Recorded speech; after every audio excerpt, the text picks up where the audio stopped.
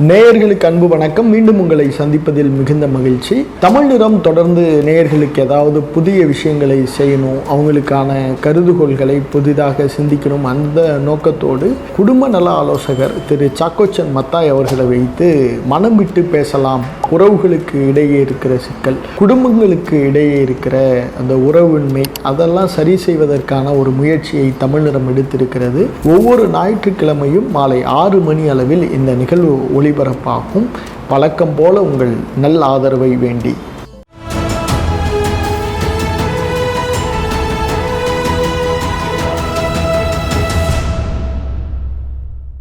அந்த பாப்பா எப்போவுமே சுடிதார் போட தான் பிடிக்கும். ஆனால் அந்த குடும்பத்தில் எப்போவுமே பார்த்தீங்கன்னா இந்த கம்யூனிகேஷன் அந்த லேக் குடும்பத்தில் எந்த மாதிரியான சூழலில் நடக்குது? மெயினாக ப்ராப்ளம்ஸ்லாம் வர்றது என்னென்னா, எப்படி உக்காடுற பாரு அப்படின்னு சொன்னால் அது ஒரு ஹர்ட்டாக இருக்கும். இந்த காலத்தில் பசங்கள்லாம் ஒரு சம்பவம் ஞாபகம் வரும்.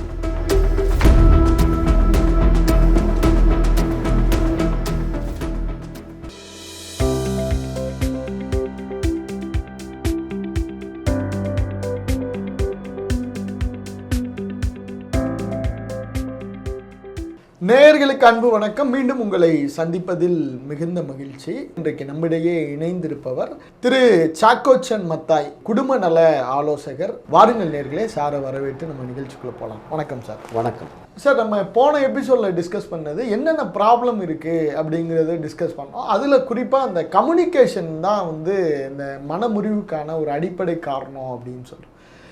உங்களுடைய பார்வையிலேருந்து சொல்லுங்கள், ஏன்னா நீங்கள் நிறைய அனுபவம் உள்ள ஆட்கள். இந்த கம்யூனிகேஷன் அந்த லேக் குடும்பத்தில் எந்த மாதிரியான சூழலில் நடக்குது, அதை நம்ம நேயர்களோட நீங்கள் பகிர்ந்து கொள்ளுங்க சார். வணக்கம், தேங்க்யூ வெரி மச்.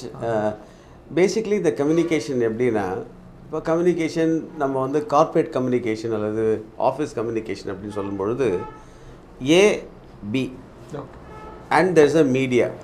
இந்த மீடியம் வயா மீடியா எப்படி வேணுமாலும் ஒரு வாட்ஸ்அப் இருக்கலாம், மெயில் இருக்கலாம், அல்லது அந்த காலத்தில் டெலிகிராம் இருந்தது, இன்லைன் லெட்டர் இருந்தது. ஸோ இது வழியாக நம்ம கம்யூனிகேட் பண்ணிகிட்டு இருந்தோம்.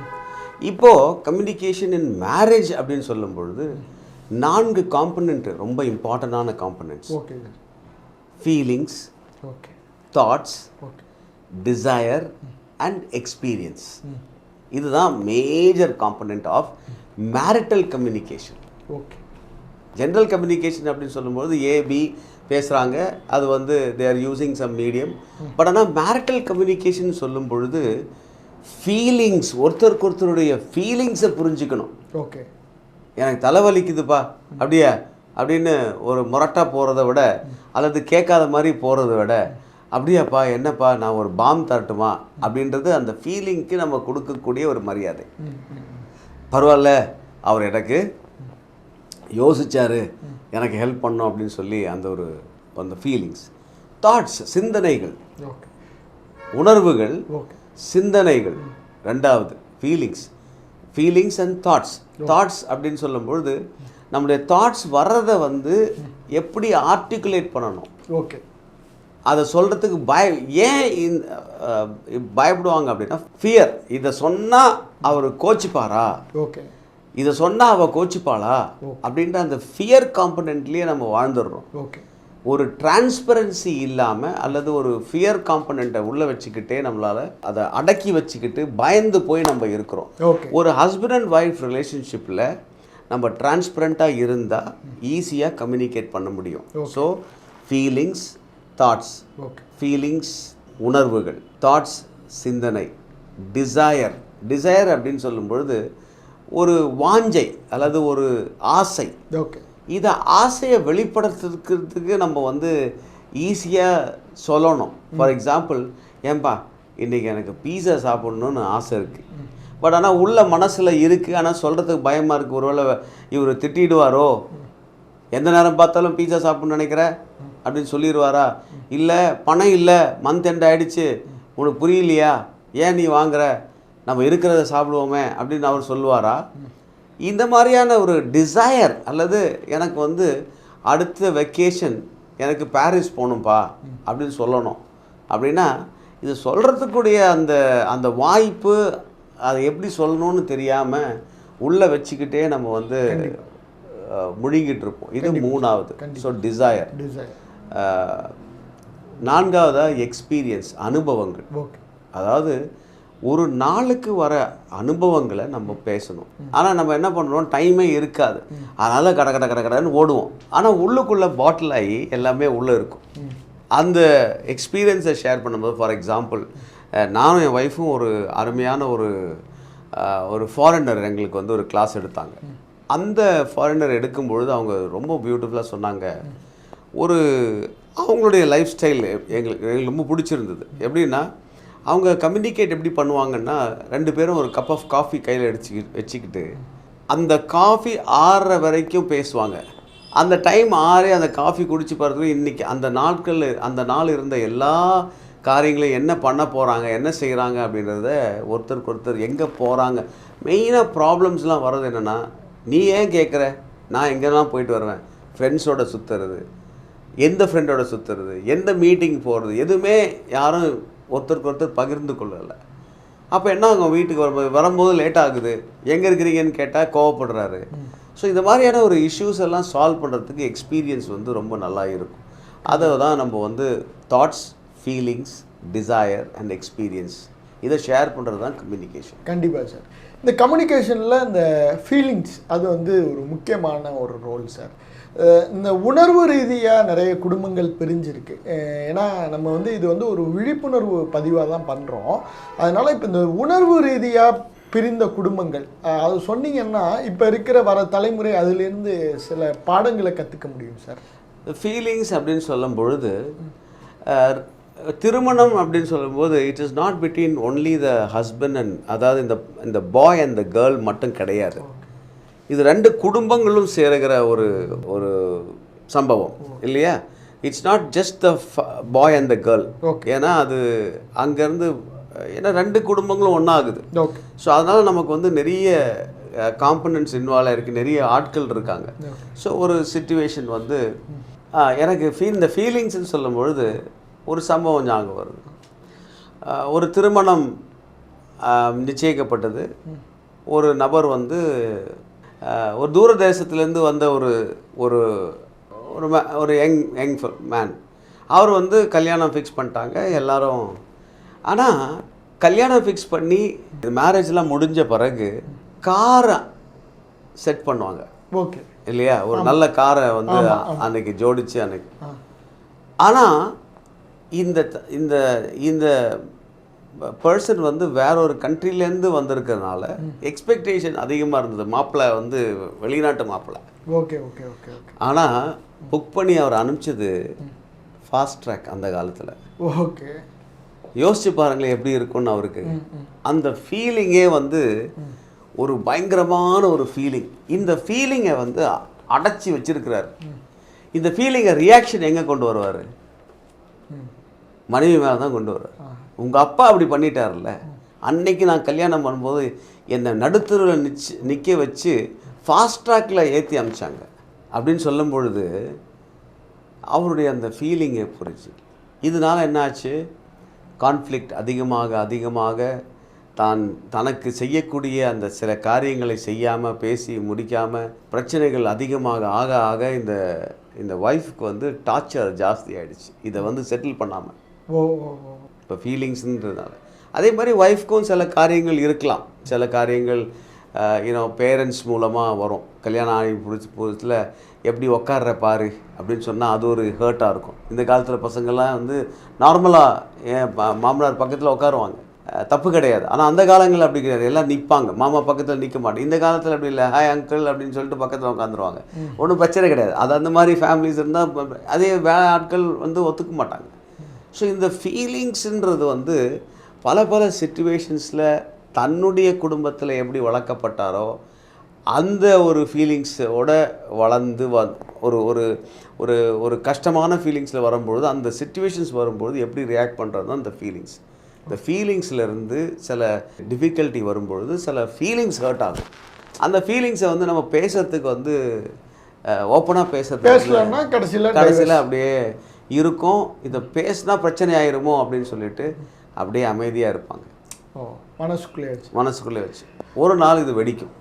வெடிக்கும்போது சில நேரத்தில் ஒரு தேர்ட் பார்ட்டி இன்டர்வென்ஷன், அதுதான் கவுன்சிலர், ஃபேமிலி கவுன்சிலர் கிட்ட போகும்பொழுது ஒரு மூன்றாவது ஆள் அதை பார்க்கும்பொழுது வேறு மாதிரி அதை சொல்லி கொடுத்து அதை கரெக்ட் பண்ணி என்னுடைய இதில் வந்து நாங்கள் எப்படி கொண்டு போவோம் அப்படின்னா, ஒரு ஃபர்கிவ்னஸ் ஆஸ்பெக்ட், அதாவது மன்னிப்பதற்கு ஒரு வாய்ப்பு கொடுக்க வேண்டும்.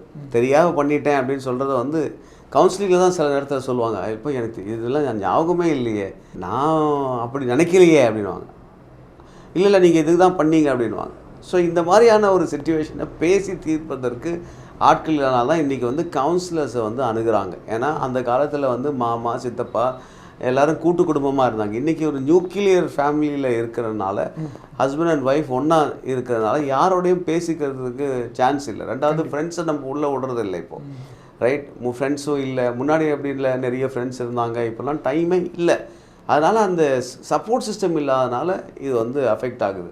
சார் இப்போ நம்ம இந்த தாட் அது வந்து ரொம்ப முக்கியமான ஒரு ரோல் சார். ஏன்னா எல்லா குடும்பங்கள்லையும் பார்க்குறப்ப அந்த தாட்டோடைய ரோல் வந்து ரொம்ப முக்கியமானது. அது எந்த மாதிரியான ஒரு விஷயங்களை ஏற்படுத்துது? இந்த உணர்வுக்கும் அந்த தாட்டுக்கும், அந்த ஃபீலிங் தாட், அதை வந்து பேலன்ஸ் பண்ணுறது ரொம்ப ஒரு சிக்கலான விஷயம். தாட்ஸ்னா வந்து பார்த்தீங்கன்னா ஜென்ரலாக ஒரு நபரை நம்ம ஈஸியாக கொஞ்ச நாளில் புரிஞ்சிக்கலாம். Okay, right? அதாவது இதுக்கு இவர் ரியாக்ட் ஆகுது, இது அதாவது இந்த பர்டிகுலர் பாயிண்ட்டை பேசணுன்னா அங்கே வந்து தே வில் கெட் அஃபெக்டட். அப்படின்னும் போது அந்த தாட்ஸ் வந்து சிந்தனைகள் இருக்கும்பொழுது சில சிந்தனைகளை நம்ம சொல்வது, அது இப்படி ஃப்யூச்சர் இப்படி இருக்கலாம்ப்பா அப்படின்னா, சில பேருக்கு இந்த ப்ரெசென்ட்டில் தான் வாழணும்னு ஆசை. எதுக்கு நீ யோசிக்கிற, நம்ம சேர்த்தெல்லாம் வைக்க வேண்டாம். ஒரு ஆள் சொல்லுவாங்க, இல்லை எங்கள் வீட்டில் வந்து எங்கள் அப்பா நல்லா சேர்த்து வச்சனால தான் இன்றைக்கி நாங்கள் நல்லா இருக்கோம் அப்படின்னாங்க.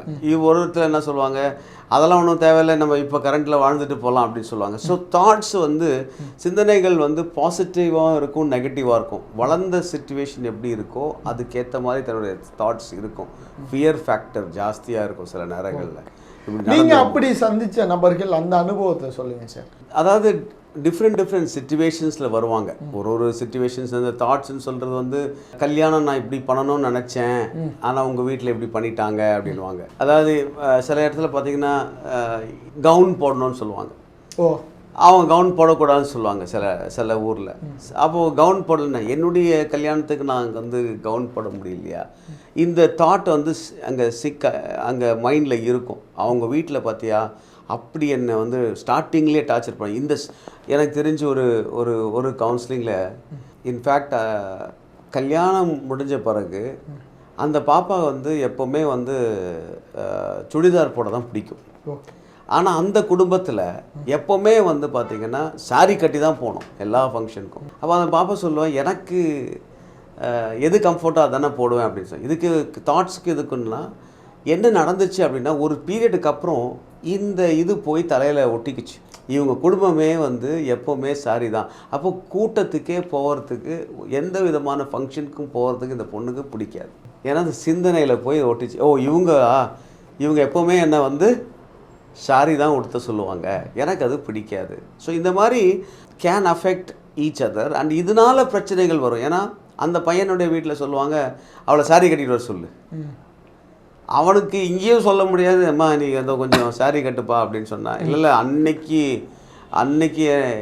ஏன்னோ உங்கள் வீட்டில் என்னை இப்படி பண்ணிட்டாங்க, சாரி கட்டி என்னால் நடக்கக்கூட முடியல, அது பண்ண முடியல, என்னை ஏன் ஃபோர்ஸ் பண்ணுறீங்க அப்படின்ற அந்த ஒரு தாட்டு வந்து மைண்டுக்குள்ளே வந்துடும். அதே மாதிரி பல டிஃபிகல்ட் சிச்சுவேஷன்ஸ் நான் பார்த்துருக்கேன்.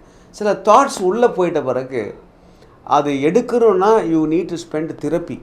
அதை தெரப்பி சிபிடி, காக்னிட்டிவ் பிஹேவியர் தெரப்பின்னு சொல்லுவோம் நாங்கள். அதெல்லாம் பண்ணி சில காரியங்களை உள்ளேருந்து எடுத்த பிறகு தான் அவங்கள வந்து சேர்த்து வைக்க முடியும். சில நேரத்தில் அந்த மாதிரி காக்னிட்டிவ் பிஹேவியர் தெரப்பி நம்ம யூஸ் பண்ணி we need to help them to realign their thinking. Okay, right sir. இப்போ இன்னொரு ஃபேக்டர் பார்த்துக்கிட்டிங்கன்னா, அந்த ஃபீலிங் முடித்து தாட்டு முடிச்சுட்டு நம்ம சொல்ல வர்றது வந்து அதுக்கான அந்த டிசைன் ஒரு இலக்கை நோக்கி ஒரு விருப்பத்தை நோக்கி நகர்றது அது எந்த மாதிரியான சிக்கல் ஏற்படுத்தியிருக்கு சார்? எனக்கு தெரிஞ்சு ஃபஸ்ட்டு ஸ்டார்டிங் பிரச்சனையே வந்து ஹனிமூன். ஏன்னா அந்த பெண்ணுக்கு வந்து ஹனிமூன் போகணுன்னு பயங்கர ஆசை. அதுதான் ஒரு நல்ல ஒரு பழக்கம். அந்த ஒரு 3 நாள் 4 நாள் கிடைக்கிறது வந்து ஒரு புதிய அனுபவங்கள் அல்லது ஒருத்தருக்கு ஒருத்தர் புரிதலுக்கான ஒரு நல்ல ஒரு டைம். தனியாக இருக்கிற யாருமே கூட இல்லாத டைமில் அது கண்டிப்பாக பண்ணணும். ஆனால் சில நேரங்களில் ஃபினான்ஷியல் டிஃபிகல்ட்டிஸ்னால சில மிடில் கிளாஸ் ஃபேமிலிஸ் வந்து இதை அவாய்ட் பண்ணுவாங்க. இதை அவாய்ட் பண்ணும்பொழுது இது வந்து இந்த பாப்பாவுக்கு வந்து அது ஒரு பெரிய பிரச்சனை ஆகி நிறைய பேர் என்கிட்ட சொல்லியிருக்காங்க, ஹனிமூனே கூட்டிகிட்டு போனது கிடையாது அப்படின்னு சொல்லுவாங்க. அந்த டிசையர் அதாவது கல்யாணத்துக்கு பண்ணும்பொழுது இப்படிலாம் இருக்கணும், இப்படிலாம் எனக்கு கல்யாணம். சில பேர் வந்து ட்ரெஸ்ஸஸ் வந்து இப்படி போடணும், இந்த மாதிரி தான் செய்யணும், இந்த டான்ஸ் வைக்கணும், அது வைக்கணும், இப்போ தான் மெஹந்தி, அது இதெல்லாம் சில வீடுகளில் பண்ண மாட்டாங்க. சில வீட்டில் இதெல்லாம் அதிகமாக பண்ணுவாங்க. சில பேருக்கு பிடிக்காது, கூட்டம் பிடிக்காது. ஸோ இதெல்லாம் வந்து ஃபஸ்ட்லேயே நம்ம வந்து உட்காந்து பேசி எப்படி திருமணம் செய்கிறோம், 2 பேருக்கும் என்ன தேவைன்றதை புரிஞ்சு. இப்போ வர பசங்கள்லாம் வந்து ரொம்ப வித்தியாசமாக இருக்காங்க, நிறைய செலவு பண்ணுறாங்க. இதெல்லாம் டிஸ்கஸ் பண்ணி வெட்டிங் பிளானர் கையில் கொடுத்து அந்தளவுக்கு வெட்டிங் பிளானர் இன்வால்வ் பண்ணி, அதாவது ஃபினான்ஷியலி சவுண்டாக இருக்கிறவங்கள வந்து இப்போ பார்த்திங்கன்னா லேட்டஸ்ட்டாக சினிமேட்டிக் டான்சஸ் அந்த மாதிரிலாம் பண்ணி கல்யாணத்தை நடத்துகிறாங்க. ஆனால் இதெல்லாம் வந்து நல்லது. ஆனால் எவ்வளோ நாள் நிற்கிதுன்றது தெரியல. இப்போ இருக்கிற சிச்சுவேஷனில் பார்த்திங்கன்னா நீங்கள் சொன்னீங்க இல்லையா, 125% பிரேக்கேஜஸ் ஆர் இன்க்ரீஸிங்ன்றது. அநேக காரியங்களை பார்க்கும்பொழுது செலவை நிறைய பண்ணுறோம், தப்பு கிடையாது, நான் இல்லைன்னு வேண்டான்னு சொல்லலை. பட் ஆனால் இந்த 2 பேரும் ப்ரீமேரிட்டல் கவுன்சிலிங்னு எடுக்கிறதே கிடையாது. அதாவது எப்படி வாழ்க்கை இருக்குன்னு யாரும் சொல்லி கொடுக்கறது கிடையாது. பிரச்சனைகள் சந்திக்காமல் இருக்க முடியாது கல்யாணத்தில். நீங்களும் கல்யாணம் ஆனவங்க தான். ஆமாம், ரைட். இனிஷியலாக புரிஞ்சுக்கிறதுக்கே டைம் ஆகும். ஏன்னா நீங்கள் ஒன்று சொல்லுங்க, நீங்கள் ஆஃபீஸில் இருப்பீங்க, அப்போ தான் ஃபோன் பண்ணி கேட்பாங்க சாப்பிட்டீங்களான்னு. அப்போ தான் நம்ம 2 மணிக்கு ஷூட்டு ஓடிக்கிட்டு இருக்கோம். அந்த நேரத்தில் சாப்பிட்டீங்களான்னு கேட்டால் கோவம் வரும். நான் சாப்பிட்றேம்மா, சாப்பிட்டுருப்பேன், எதுக்கு சாப்பிடல அப்படின்னு அங்கேருந்து கேட்பாங்க. அவங்களுக்கு என்ன, என் புருஷன் நல்லா இருக்கணும்னு நினைக்கிறாங்க, நம்ம வேலையில் இருக்கிறோன்னு நினைக்கிறோம். ஸோ இந்த மாதிரியான பிரச்சனைகள்லாம் வரும்பொழுது how to you react, how to you handle these things. So அந்த டிசையர்னு சொல்லும்பொழுது, அதாவது அந்த ஸ்டார்டிங் ஆஃப் த மேரேஜிலே அந்த டிசையரை வந்து சிலது ஃபுல்ஃபில் பண்ணாமல் வந்துட்டாங்கன்னா அன்ஃபுல்ஃபில்டு நீட்ஸ் ஆர் அன்மெட் நீட்ஸ்ன்னு சொல்லுவோம். ஓகே, சைக்கலாஜிக்கலி சொல்லுவோம். அன்மெட் நீட்ஸ், சின்ன வயசில் அன்மெட் நீட்ஸை வந்து ஃபுல்ஃபில் பண்ணக்கூடியது தான் இந்த மேரேஜ். ஓகே, அதாவது 2 பேருமே வந்து சில நீட்ஸ் வச்சுருப்பாங்க. இது நான் கல்யாணம் ஆன உடனே இப்படி இருக்கணும், அப்படி இருக்கணும் அப்படின்னு ஆசைப்பட்டு வரவங்க இந்த நீடை வந்து பேசிக்கொள்ளாமல், ஓகே, எக்ஸ்பெக்டேஷன்ஸை ஒருத்தருக்கு பேசிக்கொள்ளாமல் உரையாடாமல் இருக்கிறது ஒரு பெரிய ஒரு பிரச்சனை. ஸோ அதுதான் வந்து அந்த டிசைர். இப்போ நம்ம அடுத்தது நம்மளுடைய தாட் ப்ராசஸில் எந்த மாதிரியான அந்த கம்யூனிகேஷன் எக்ஸ்பீரியன்ஸ் இப்போ அந்த எக்ஸ்பீரியன்ஸை பொறுத்த அளவில் சார், ஏன்னா இப்போ அவங்களே வந்து அப்போ தான் கல்யாண வாழ்க்கைக்குள்ளே வந்திருப்பாங்க, அவங்கள்ட்ட போய் நம்ம ஒரு முதிர்ச்சியை தேடுறது வந்து எந்த விதத்தில் சரியாக இருக்கும் சார்? அந்த எக்ஸ்பீரியன்ஸ் சொல்லும் பொழுது, பேசிக்லி எக்ஸ்பீரியன்ஸ் என்று சொல்லும் பொழுது அன்றாட வாழ்க்கையினுடைய எக்ஸ்பீரியன்ஸ். ஓகே, ஃபார் எக்ஸாம்பிள், இன்றைக்கி காலையில் நான் கார் எடுத்துகிட்டு ஆஃபீஸ் போகிறேன். ஆஃபீஸ் போகும்போது கூட்டமாக இருந்தது, என்னால் இந்த இடத்துல ஸ்டக் ஆகிட்டேன்.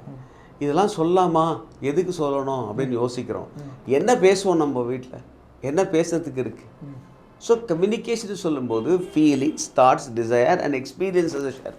ஸோ இன்றைக்கி நான் வண்டியில் போனேன்ப்பா, ரொம்ப கஷ்டம், அங்கே ஒரு பர்டிகுலர் ஸ்பாட்டில், இதெல்லாம் தான் நம்ம பேசுகிறோம். அதுக்கப்புறம் என்ன பேசுகிறோம், நம்மளை வீட்டினுடைய காரியங்களை, நான் வளர்ந்த சிச்சுவேஷன்ஸ் நம்ம பேசுகிறோம், அவங்களுடைய வழிகளை பேசுகிறாங்க. ஸோ இந்த மாதிரி டெய்லி அனுபவங்கள், அதாவது பிள்ளை என்ன, suppose you have a child, அந்த குழந்தை பண்ண சில சேட்டைகளையும் இதையும் இன்றைக்கி இவன் இப்படி பண்ணான்ப்பா அப்படி. அந்த காலத்தில் டைம் இருந்து, இந்த காலத்தில் அதெல்லாம் டைமே கிடையாது. ஸோ இதை பேசுறதுக்கு அல்லது இதை பேசி இந்த மாதிரியான காரியங்களை பேசுறதுக்கு டைம் ஸ்பெண்ட் பண்ணணும். பேசிக்லி இதை 4த்தையும் டைம் ஸ்பெண்ட் பண்ணிங்கன்னா நான் சொல்கிறது என்னென்னா லவ் டேங்க்னு சொல்லுவேன். நம்மளுடைய இருதயம் வந்து ஒரு லவ் டேங்க். ஓகே, இப்போ நீங்கள் வந்து பெட்ரோல் போட்டுட்டு வண்டி எடுத்துகிட்டு போகிறீங்க, அது ஃபுல்லாக இருந்தால் தான் வண்டி ஓடும், அல்லது கொஞ்சமாக இருந்தால் ஓடும். எவ்வளோ நாள் ஓடும்? அது இருக்கிற டேங்க்கில் வந்து லவ் இருக்கிற வரைக்கும், அதாவது பெட்ரோல் இருக்கிற வரைக்கும் தான் போவோம். அதே மாதிரி தான் இந்த இருதயம். இது வந்து லவ் டேங்க். இந்த டேங்க்கில் லவ், அஃபெக்ஷன் இதெல்லாம் இருந்தால் தான் இது வந்து ஓடும், மேரேஜ்ன்றது ஓடும். ஸோ இந்த லவ் டேங்கை ஃபில் பண்ணுறது எப்படி? ஒருத்தருக்கு ஒருத்தருடைய கம்யூனிகேஷன். புரியுதுங்களா? ரைட். ஒரு கம்யூனிகேஷன் அல்லது டிசையர், எக்ஸ்பீரியன்சஸ், தாட்ஸை வந்து ஷேர் பண்ணுறது தான் ஒரு comradeship, friendship between a husband and wife. இது இல்லாத போகும்பொழுது தான் என்ன ஆகுது? விரிசல் வருது. ஓகே. அப்போ நம்ம இதுலேருந்து எடுத்துக்கிற புள்ளியா, டேக்அவேயா, ஒரு உரையாடல் தான் உறவை பலப்படுத்தும். கண்டிப்பாக. Open talk, right. டிரான்ஸ்பரன்சி, அதாவது எதுவுமே ஒளிவு ஹஸ்பண்ட் அண்ட் ஒய்ஃப்குள்ளே ஒளிவு மறவே இருக்கக்கூடாது அப்படின்றது தான் என்னுடைய தாட் ப்ராசஸ். ஆனால் இன்றைக்கி காலங்களில் பார்த்தீங்கன்னா ஹஸ்பண்ட் என்ன பண்ணுறாரு, ஒய்ஃப் என்ன பண்ணுறாங்கன்றது சொல்கிறதே கிடையாது. கடைசியில் வாட்ஸ்அப்பில் தான் மாட்டிக்கிறாங்க. ஏதோ ஒரு கம்யூனிகேஷன் வந்து வாட்ஸ்அப்பில் திறந்த உரையாடல் வரப்போ மாட்டிக்கிறாங்க. எங்கேயாவது ஒரு ரிலேஷன்ஷிப்பில் மாட்டிக்கிட்டு அதை வந்து தெரிஞ்ச வர போச்சு. அது இல்லாமல் இருக்கிறதுக்கு நம்ம வந்து நம்மளுடைய ஹஸ்பண்ட் ஒய்ஃப் ரிலேஷன்ஷிப்பில் நல்ல ஒரு க்ளோஸ் ரிலேஷன்ஷிப். இப்போ நான் ஒரு பிஸ்னஸ்மேன், உங்களுக்கு தெரியும், நான் வந்து ஃப்ரான்ச்சைசி கன்சல்டண்ட்டாக இருக்கிறதுனால அநேக பிஸ்னஸ்மேன் என்ன சொல்லுவாங்க, பிஸ்னஸில் இருக்கிறதுலாம் என் ஒய்ஃப்க்கு எதுவுமே சொல்லக்கூடாது, தெரியக்கூடாது அப்படின்னு சொல்லுவாங்க. அந்த பிரச்சனை எனக்கு. ஆனால் மேரேஜ்ன்றது ஒரு partnership. Right. It's a partnership between a husband and wife. அந்த பார்ட்னர்ஷிப்பில் நல்லதும் சரி கெட்டதும் சரி தெரிஞ்சுக்கிறது நல்லது. அநேகருக்கு வந்து நம்ம கையில் என்ன சொத்து இருக்குது அல்லது என்ன இன்வெஸ்ட்மெண்ட் பண்ணிக்கிட்டு இருக்கோம், எங்கே பிரச்சனை இருக்குது, அதனால் என்ன பண்ண முடியும், அவங்களால ஏதாவது பண்ண முடியுமா அப்படின்னு கேட்பாங்க. நான் இதெல்லாம் சொன்னால் அவங்களால என்ன பண்ணுவாங்க? அட்லீஸ்ட் நம்மளோட நின்று, சரிப்பா உடம்பை பார்த்துக்கோ, ஏதாவது அந்த டைமுக்கு ஃபுட்டு தர்றது, இதெல்லாம் வந்து சில லேடிஸ் வந்து நல்லா அருமையாக பண்ணுவாங்க. ஸோ பிஸ்னஸ்மேனாக இருக்கும்பொழுது ஷேர் பண்ணுறது நல்லதுன்றது என்னுடைய கருத்து. ஆனால் இன்றைக்கி எல்லாமே பண்ணுவாங்களான்னு எனக்கு தெரியாது. கண்டிப்பாக சார். இந்த உரையாடல் குறித்து நம்ம நிறைய பேசிட்டோம். மனமுறிவிலிருந்து ஒரு சமூகம் வந்து விடுதலை ஆகணும்னா இந்த உரையாடல், திறந்த மனதோடு உரையாடுறது தான் ஒரு தீர்வாக இருக்கும்னு சொன்னீங்க. உங்களுடைய இந்த நேரத்திற்கும் வாய்ப்பிற்கும் நெஞ்சார்ந்த நன்றிகள் சார். தேங்க்யூ.